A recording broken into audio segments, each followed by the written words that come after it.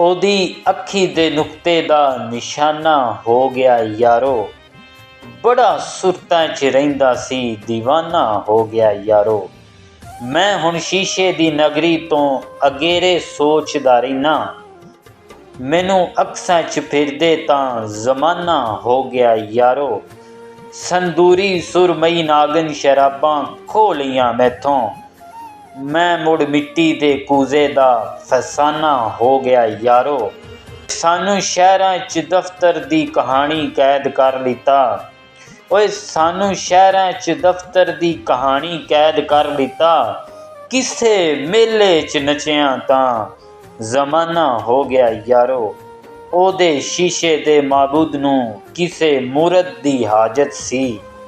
ओए ओदे शीशे दे माबूद नूं किसे मूरत दी हाजत सी। ताइयों हैदर ते मिट्टी दा याराना हो गया यारो।